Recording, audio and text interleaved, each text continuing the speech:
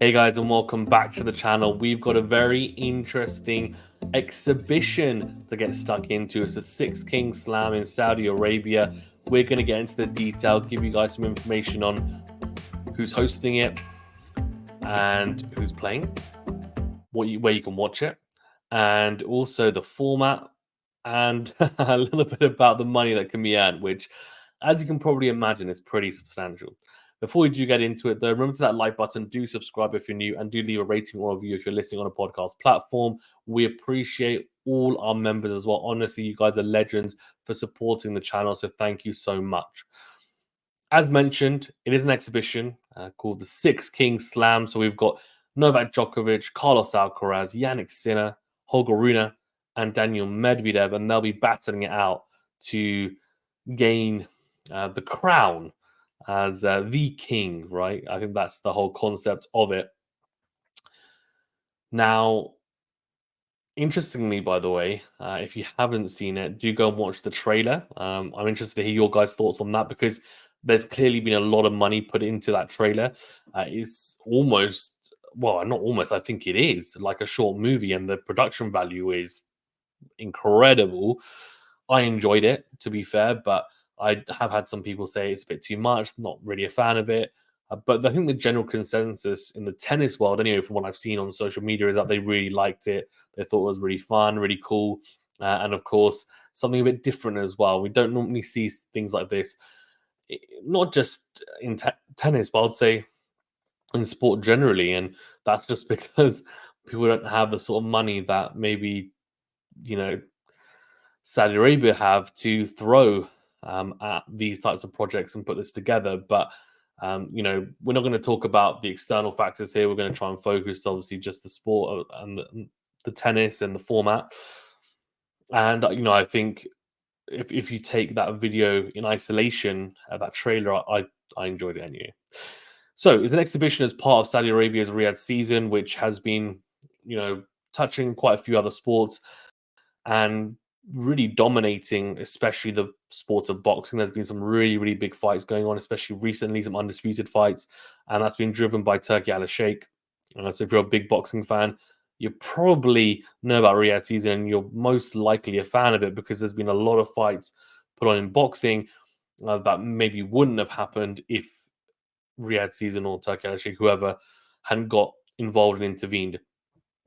Now, in tennis, of course, we don't really have that problem because if you're a top player, you will play each other in some capacity, most likely during the season, whether it's a Grand Slam final, semi final, Masters 1000 final, even a 500 or 250 final, or in the ATP Tour finals, of course, where you have the top 8 players battling it out from the season anyway. And that's what the road to Turin is all about. However, this is something a little bit different, of course. It's a tournament put together with, I guess, the perceived top players on tour. So Holger Rune, for example, is ranked number 14 right now, but he's been picked, and I think a lot of people tout him as a future Grand Slam champion. Has had a pretty turbulent season. He's actually the only player in this exhibition tournament who hasn't won a slam, which is interesting as well. Of course, Djokovic, Nadal, Alcaraz, Sinner, and Medvedev have all won at least one, and in some cases they they've won more than 20 in Nadal and Djokovic's case.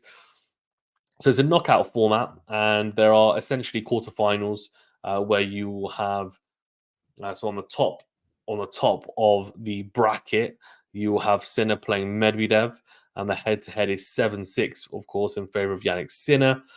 And the winner of that will play Djokovic, who has a bye, so he doesn't have to play that quarterfinal. He's automatically into semifinals. Then in the bottom half, or bottom, yeah, I think it'll be bottom half, you've got Alcaraz will play Rune. Head to head is 2-1 in favor of Carlos Alcaraz, with the winner playing Nadal, who again has got a bye into the semi-finals. Nadal, of course, will be retiring at the Davis Cup next month, so this will be his penultimate tournament or penultimate matches before he makes his way to Malaga and makes his farewell to the sport of tennis, at least in a professional capacity anyway. So, Nadal and Djokovic are both guaranteed to play 2 games, though, so don't worry. because a lot of you will be thinking, oh no, Nadal and Djokovic are only going to play one match if they lose, for example. Well, no, because what's interesting is there will be a final. So, Alcaraz, Sinner, Medvedev, and Rune will all play three matches because they'll play a quarterfinal. And, oh no, sorry, they won't play. Will play quarterfinals. Some of them will play three matches. Some will not, of course. Some will just play one. But Nadal and Djokovic are guaranteed to play two games because there will be a final and a third place playoff. So if they were to lose, they would then enter into a third place playoff against whoever loses in the other semi final. Or if they were to win, then of course they'd participate in the final, and then you'd go from there, and potentially they end up being the champion. Each of the six players are guaranteed a minimum of 1.5 million US dollars. Yes, you heard that right. With the winner pocketing an extra 6 million US dollars. That's almost double the prize money on average for a Grand Slam champion. So on average, I think it's 3.8 million US dollars. Now, if you were to times that by two, of course, that's 7.6. Quick maths, I know. And the winner of this would win 7.5 million US dollars. So that is pretty astounding. And if you have been chosen to play in this exhibition, why would you not play it as a player? Of course, it's a lot of money.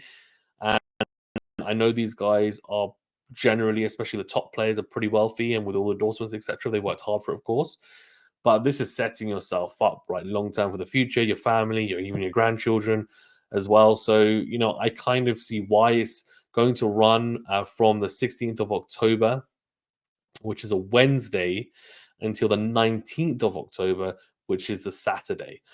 So that's when the final and the third place playoff will end up being. So it's only 4 days: Wednesday, Thursday, Friday, Saturday.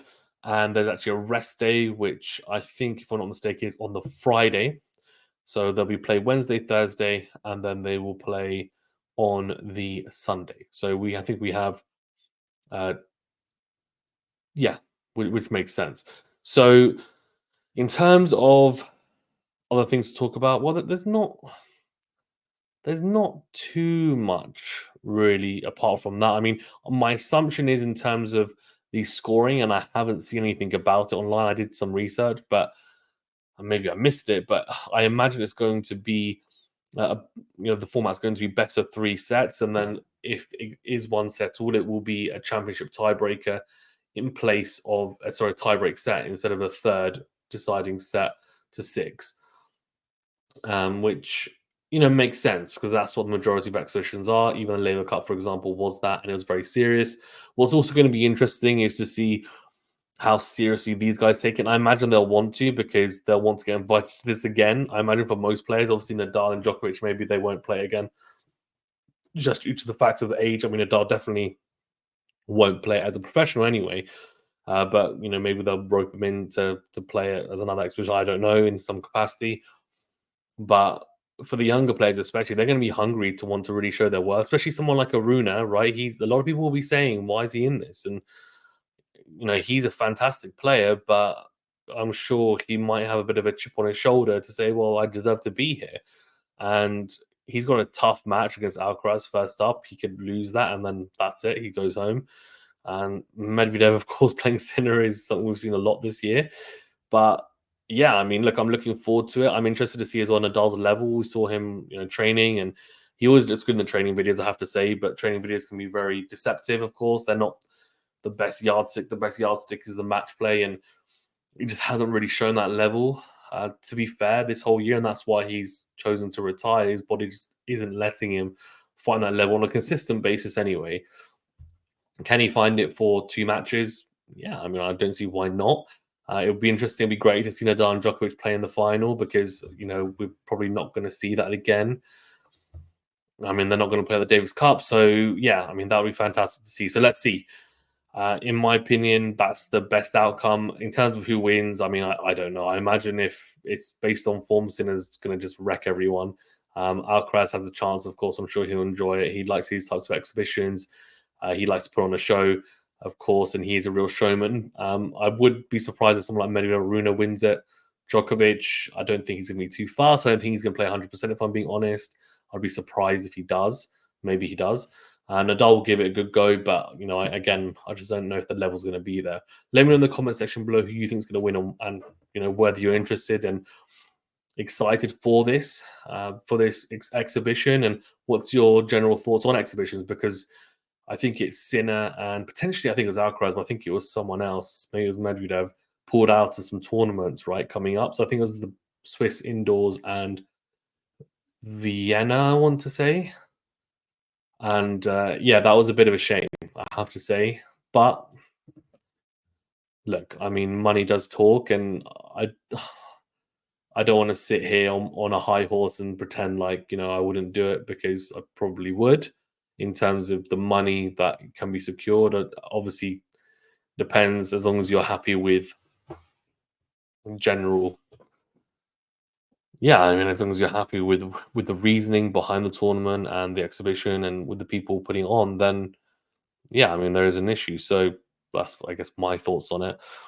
But it's going to be an interesting tournament. Hopefully, it'll be exciting to watch. You can watch it on DAZN in the UK, which is, yeah, I mean, big for boxing. It shows other sports as well. I think it's DAZN worldwide. So I'm sure it'll be shown on other streaming platforms potentially. But from my knowledge, it's just on there. You can actually get a free 7-day pass, if I'm not mistaken. And just make sure you cancel after the 7 days. Thanks very much, guys. Stay safe and well, and we'll see you in the next video.